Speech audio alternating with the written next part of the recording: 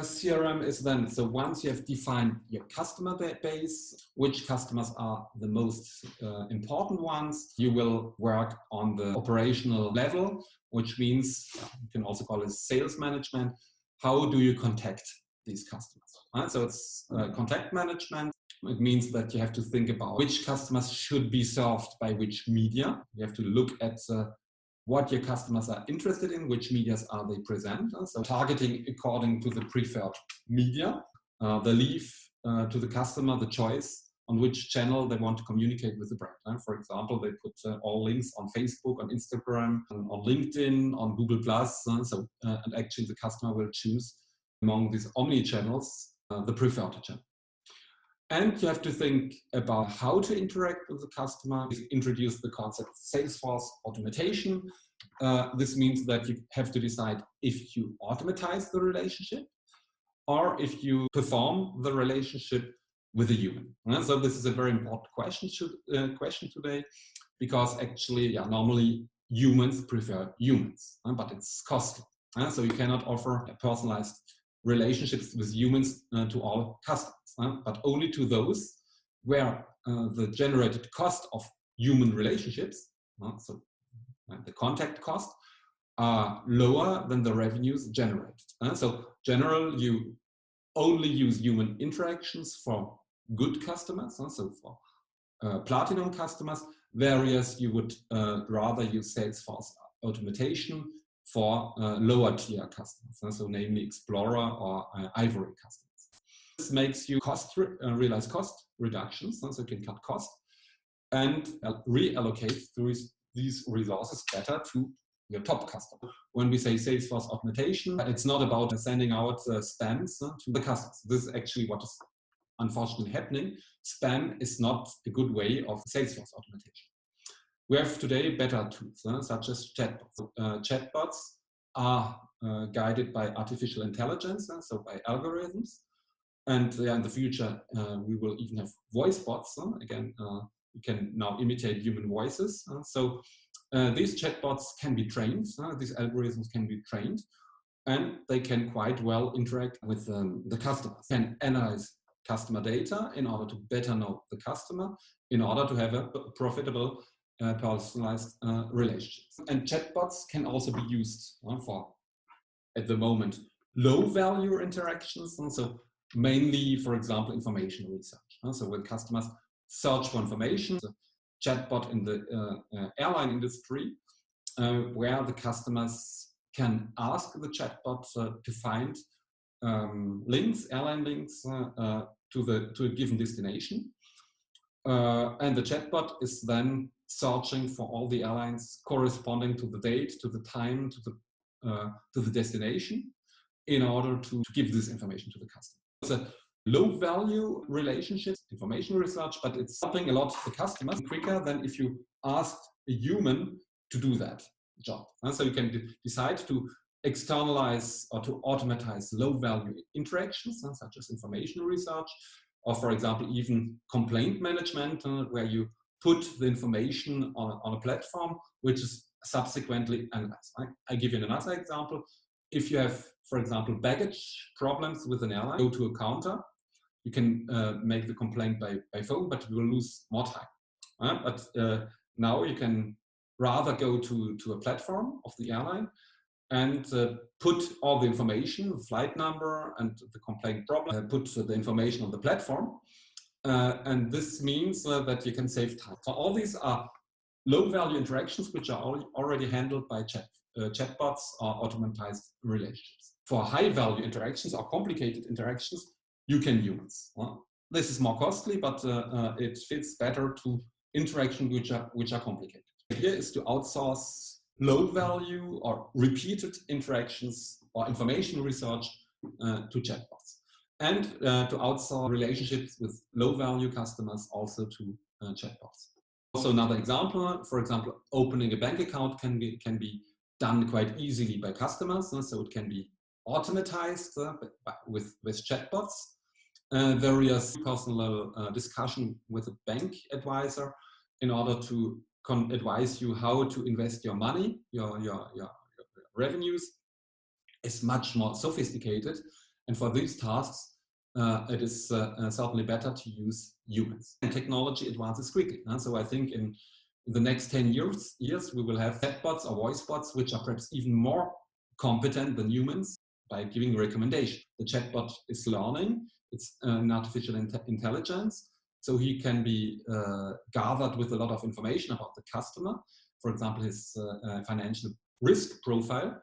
And this information can then be used to do personalized recommendations according to his needs in terms of financial products, lesser risk. So for example, a customer who is quite prudent and not very risk prone, he will get recommendations by the voice of the chatbot about low risk investments, whereas high risk prone customer would get more profitable investments, which are more risky. And all this can be imagined in the future by and done by a Chap. To the cosmetic industry, they have already online advisors where you have a kind of magic mirror.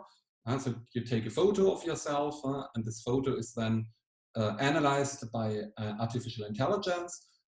Your morphology, AI, or the chatbot will give you personalized recommendations according to your skin type, according to your face form, your morphology, and it becomes a real advisor based on artificial intelligence that analyzes your preferences, that analyzes your morphology, that analyzes your past purchase behaviors, your price sensibility. So you see, and become really personalized.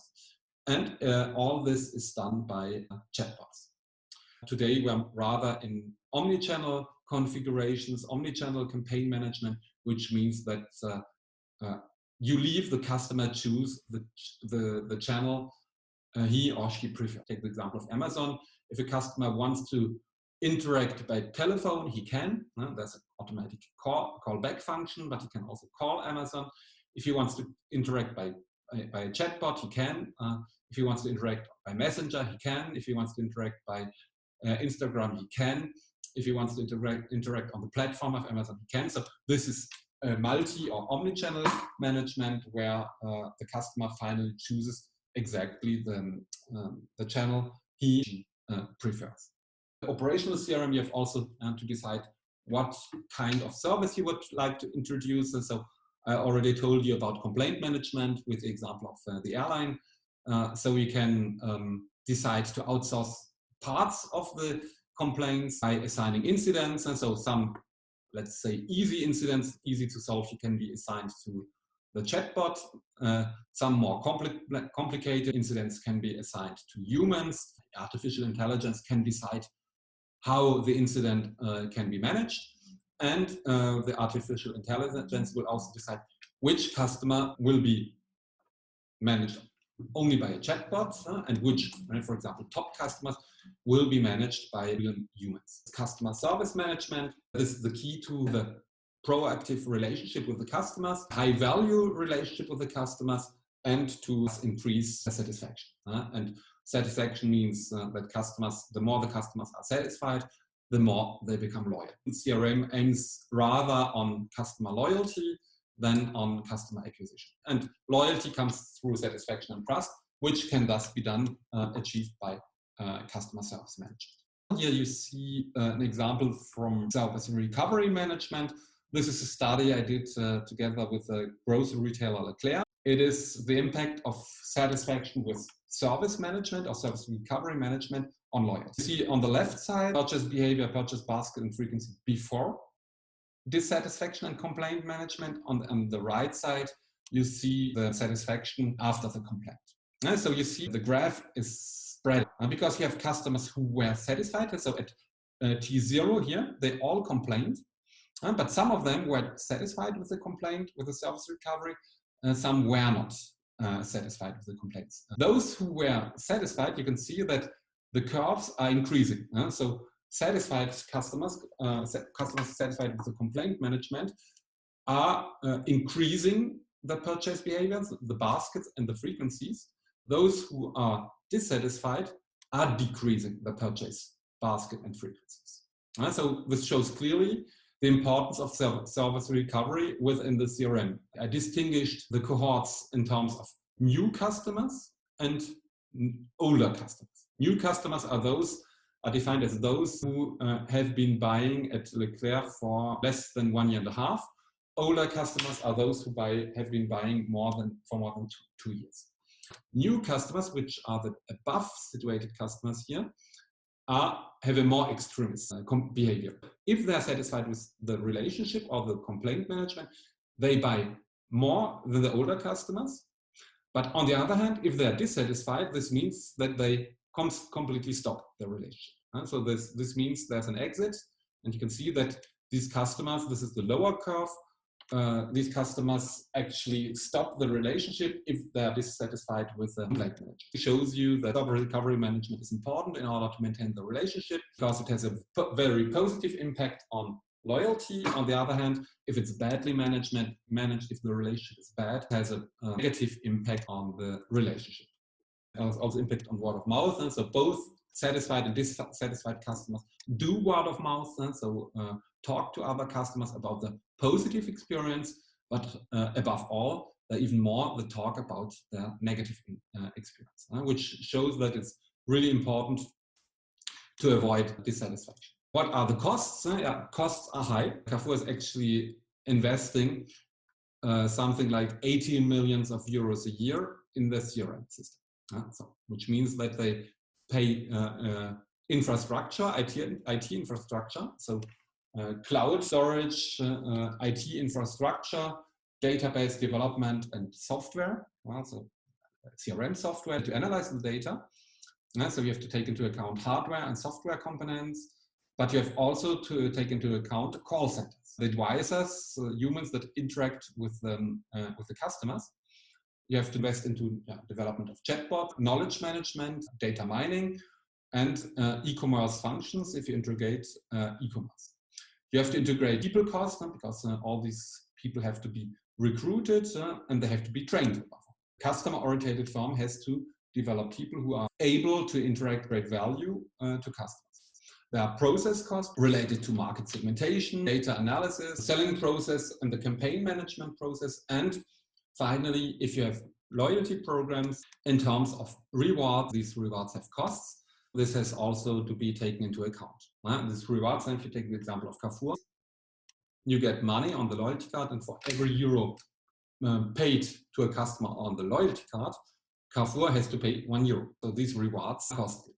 Or if you offer services, for example, in a hotel, you might get an upgrade if you're a loyalty program member. These upgrades have some costs. They also have to be put on the side of customer relationship management. There are different cost elements, and so before thinking of raising an approach, you have to think about the cost side. The costs can be quite high, but the costs are, on the other hand, investment. You take the example of service recovery. This approach is costly, but on the other hand, you see the positive outcomes. So you see that if you have a good service recovery, you make customers loyal, and this brings you benefits on the long term, which is conceptualized under the CLV, or customer lifetime value concept. On the other hand, if you have bad service, you have no loyalty, and this is actually what is happening a lot today. Customers are not loyal because brands don't really deserve to have loyal customers, because brands are not doing a lot for the customers to make them loyal. That is why these investments make customers more loyal, and it's an investment on the long term.